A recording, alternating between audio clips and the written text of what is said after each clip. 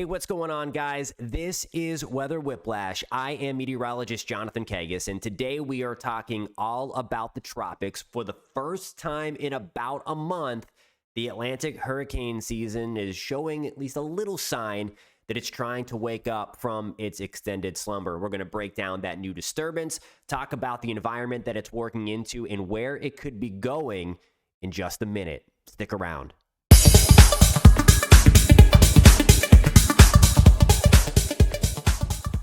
Before we get into the tropics, if you love the weather, if you love watching it, tracking it, we would love to have you along for the ride. Please like this video and subscribe to our channel, Weather Whiplash.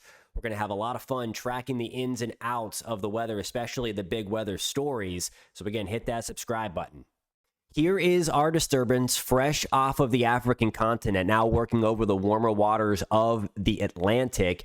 Very healthy thunderstorm activity going on around the system here. This tropical wave, again, that emerged off of Africa, expected to continue to work its way to the west, this orange little blob area, if you will. That's what the National Hurricane Center has highlighted for the area of potential development, giving it a 20% shot to become our next tropical depression over the next 48 hours.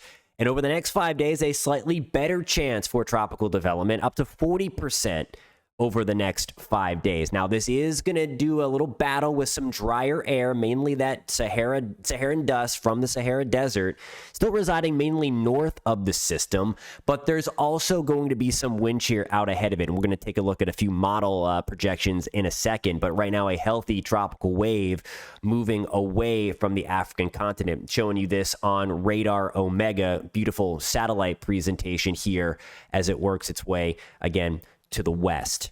I want to show you two different model solutions now. We are first looking at the 12Z run, the morning run of the American GFS on Monday.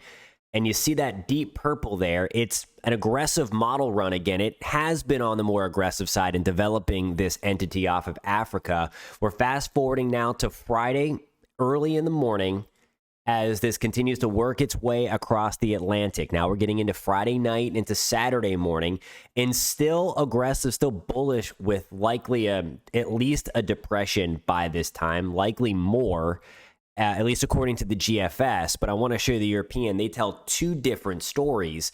So this is late Saturday afternoon now. The GFS wants to take it north of the island, so north of Antigua and Barbuda. Here is the Bermuda High right in here, steering this thing to the west.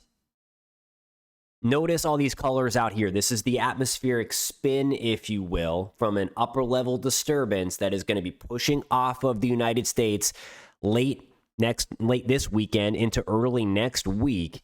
And that is going to help to weaken the western edge of the Bermuda High. As that happens, this is going to have a tendency, at least more of a tendency, to kind of lift north and then to turn away from the United States. So that's at least the early indication. Now, if this thing gets hung up a little bit and misses its ride out to sea, things could be a little different.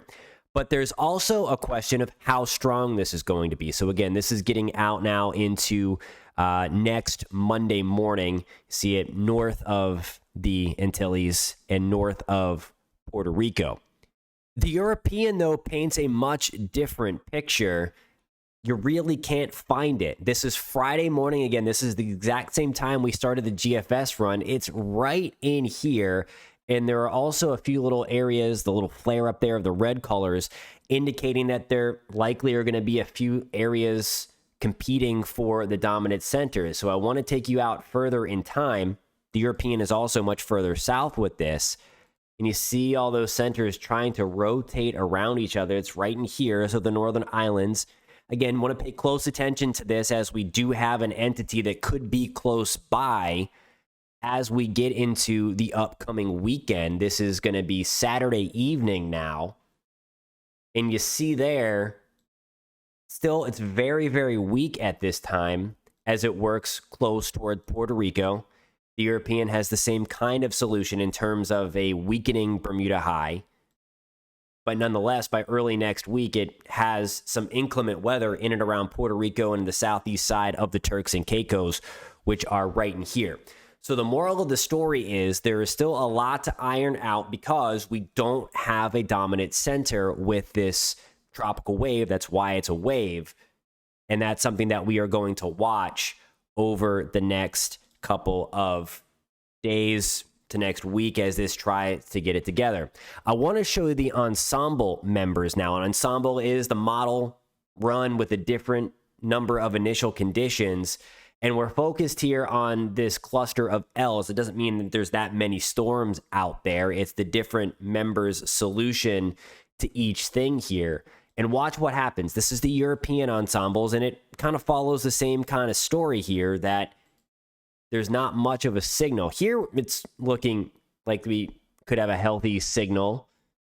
There we go at the 14th as we get into the weekend. And we kind of lose that signal again as most of its members take it towards the northern side of the Lesser Antilles, Antigua and Barbuda. We've lost a lot of those members as well. So it's clear here the European wants a further south and a weaker solution as we get close to the Lesser Antilles. Onto the GFS ensembles, more members on board with quicker, more significant development, especially early on in its life. You see more L's there, that bigger cluster, hinting at that organization there as it works its way to the west. Now, this is on Wednesday evening into early Thursday morning in the time frame here. And again, all these clusters don't represent all of those storms. It's the approximate location of where that ensemble thinks the storm is going to be at that time. This time, again, is Thursday afternoon, working toward the Lesser Antilles. So again, Antigua, Barbuda, want to pay close attention to this as it works its way to the west, especially because the GFS, which is the model we are looking at here, is a little more aggressive with development. I still think, though, that there are things that are going to be working against this in the short term, different competing centers that might keep it disorganized, some drier air, some wind shear. So again, there's still a lot to iron out, of course. There's still a lot to watch with this system as it works its way to the west.